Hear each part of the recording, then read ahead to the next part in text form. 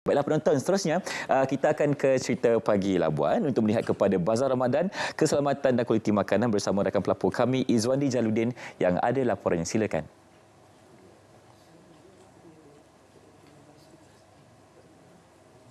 Terima kasih rakan kita di studio. Untuk ketahui umum, Bazar Ramadan menjadi tumpuan orang ramai untuk membeli pelbagai juadah untuk berbuka puasa. Namun orang ramai perlulah berhati-hati dengan kualiti dan kebersihan makanan yang dijual oleh para peniaga. Untuk mengetahui lanjut mengenai keselamatan dan kualiti makanan, pagi ini saya ditemani oleh Timbalan Pengarah Kesihatan Negeri, Bahagian Keselamatan dan Kualiti Makanan, Jabatan Kesihatan Wilayah Persekutuan, Puan Sazwani binti Muhammad Elmi. Assalamualaikum dan selamat pagi Puan. Ya, Waalaikumsalam warahmatullahi. Terima kasih RTM kerana datanglah untuk menumbuh. Terima kasih.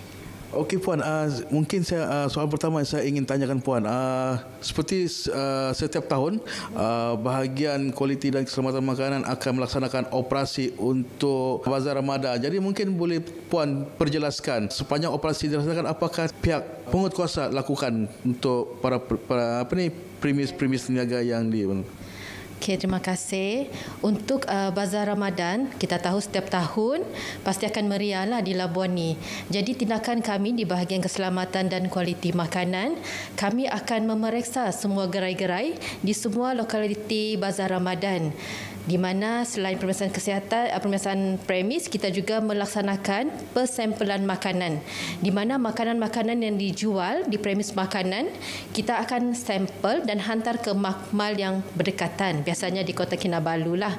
Dan ini kerana untuk kita pastikan, selain pemeriksaan, kita ingin pastikan makanan yang dijual oleh peniaga ini adakah selamat untuk dimakan oleh orang awam.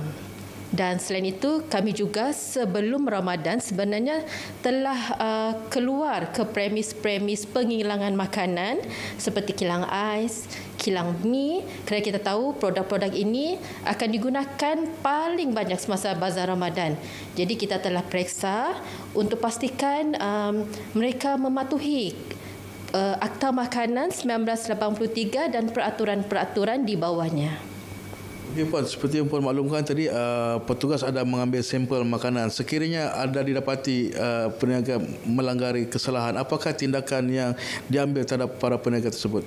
Okey, untuk sampel makanan yang melanggar, kita akan ambil tindakan penguatkuasaan yang mana peniaga tersebut akan diberi tindakan penguatkuasaan, biasanya pendakwaan di mahkamah lah, kerana ialah makanan melanggar, telah melanggar peraturan makanan 1995. Okey Puan, apakah sebelum para peniaga ini menjual makanan khususnya di Bazar Ramadan, apakah langkah yang perlu diambil oleh para peniaga ini terlebih dahulu?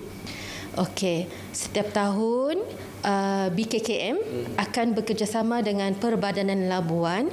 First tu kita akan bagi taklimat keselamatan makanan. Jadi kita dah bagi tahu mereka perlu ada suntikan typhoid dan pemeriksaan kesihatan yang masih sah tempoh.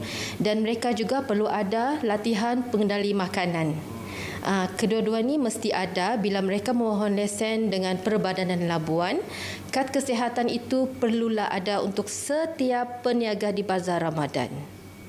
Okey Puan, terima kasih Puan di atas penjelasan usaha yang dilaksanakan oleh bahagian kualiti dan keselamatan makanan sepanjang bulan Ramadan, khususnya bazar-bazar Ramadan di sekitar Labuan ini.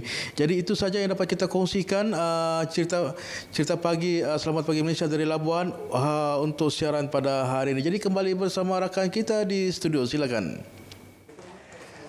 Terima kasih Izwandi untuk perkongsian cerita pagi dari Labuan. Penonton, kita akan berhenti seketika dan kembalinya nanti kita akan kongsi kepada anda berkaitan dengan suka duka Ramadan rakyat Palestin bersama kita semua. Jadi kita akan berehat seketika, kembali selepas ini.